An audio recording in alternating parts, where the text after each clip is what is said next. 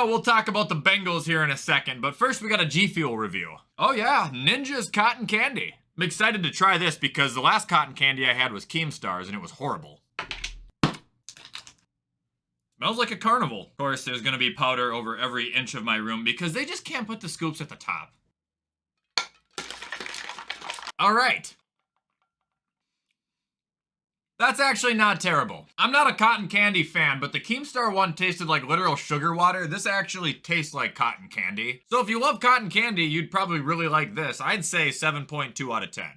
Anyway, what is going on, guys? Welcome back to another video and welcome to my conference championship reactions. Now, I know we don't have a ton to go over today, so after I'm done with the reactions, I'm gonna go play a couple games of Weddle for those who wanna watch that, but I'll go over the games first. Anyway, a couple of quick things before we hop into the video. One, head over to gfuel.com, use code WyattzWorld, save yourself a discount on any G Fuel products. And two, if you're 18 years or older, you can head over to Prize Picks, the daily fantasy app, where code WyattzWorld will match up to $100 of your first deposit. But remember, guys, always play responsibly, and let's get into the video.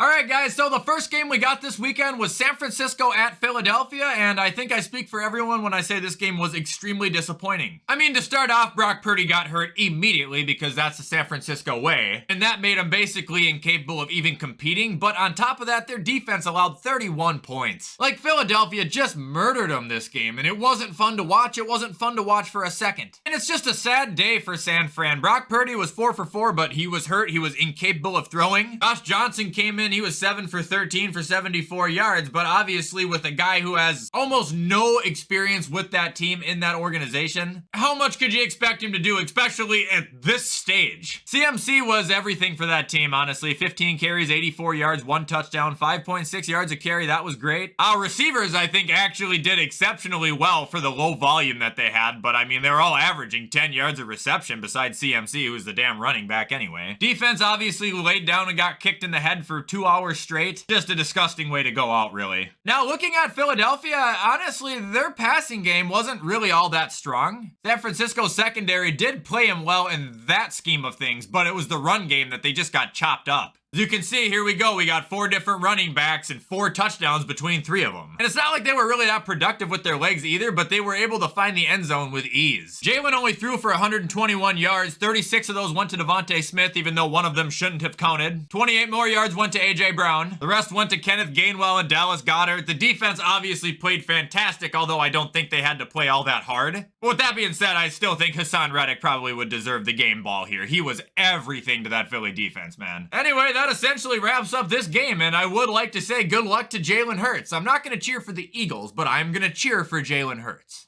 All right, moving on, we got the Bengals at the Chiefs. So long, Cincinnati. And before I even hear the comments, oh, we beat you, how was the couch? At least we made it to the AFC Championship game. Well, at least the entire nation didn't want us to lose. I mean, between Eli Apple's mom, the mayor of Cincinnati saying those stupid things about Patrick Mahomes, the Bengals fan base calling Arrowhead Burrowhead, the Bengals players doing it, I mean, you guys are idiots. If for 1 second you wonder as a fan base why you guys are gonna be catching so much hell over the next 8 months, all of it was brought upon yourselves. And I still like your team in the aspect of Joe Burrow and your receivers. I love your running back. But holy hell am I happy you guys lost. Like, oh yes! I mean, I've never been so happy Kansas City was successful. And yeah, I know there was a lot of controversy in this game too. There was the refs completely missing illegal blocks. There was an extra down just given to Kansas City. Bengal fans have every right to be upset that they only lost this game by 3 points. However,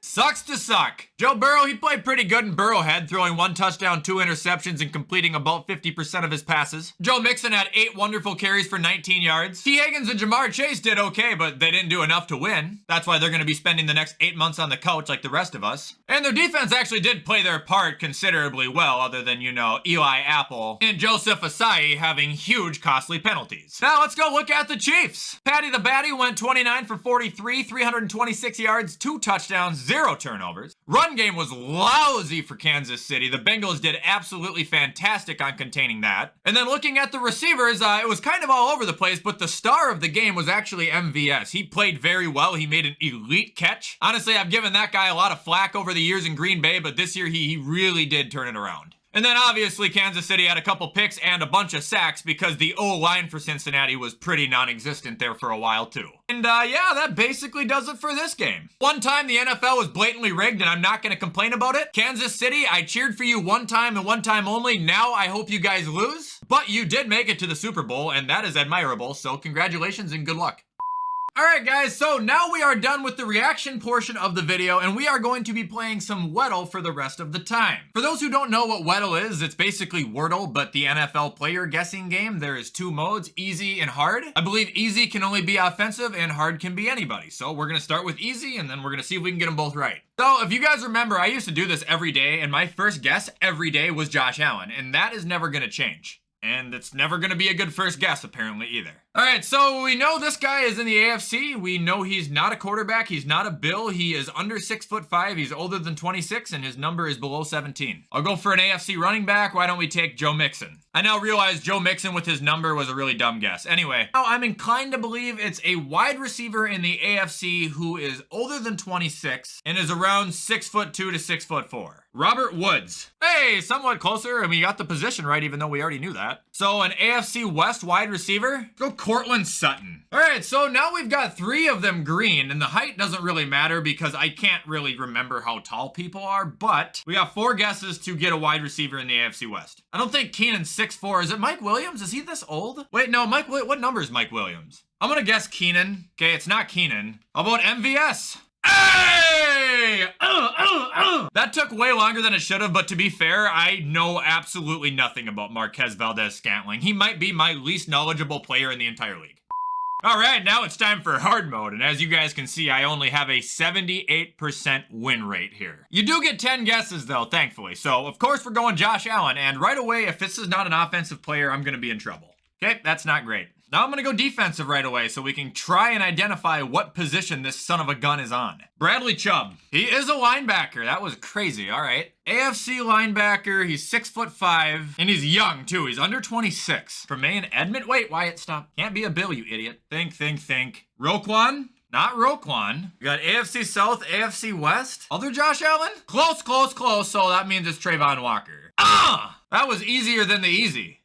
All right, we're gonna go for one more to see if we can complete the trifecta hat trick. We're now on Weddle Unlimited, but we're sticking on hard mode and we're gonna give it a shot. So, Josh Allen, okay? Delvin Cook, okay? Micah Parsons, okay? Aaron Donald IV, okay? Antoine Winfield Jr., okay? What's going on? Is he any position? Does he not actually play the game? Marshawn Lattimore, okay? Not a linebacker, not a DT, not a safety, not a corner. I don't think their DEs are a separate thing in here. We can try it, I guess. Cameron Jordan is an end, isn't he? Okay. I'm cheating. I mean, I narrowed it down. I just don't know anybody else. Shy Tuttle? It's not even him. Oh, he's a defensive tackle, that's why. Oh, Marcus Davenport, Wyatt, you moron. That's a loss. It doesn't count as a win. And I also knew that, too, if I would have just been a little bit more patient and actually thought about it. Alright guys, anyway, that is all I got for you today. I hope you enjoyed this video. If you did, you already know what to do. Comment, like, subscribe, turn that bell on. I do my best to post on this channel every single day. With everything I just said, I'm going to hop off and get this edited so you guys can watch it on time. I hope you all have a fantastic rest of your week, and as always, I will see you in the next video.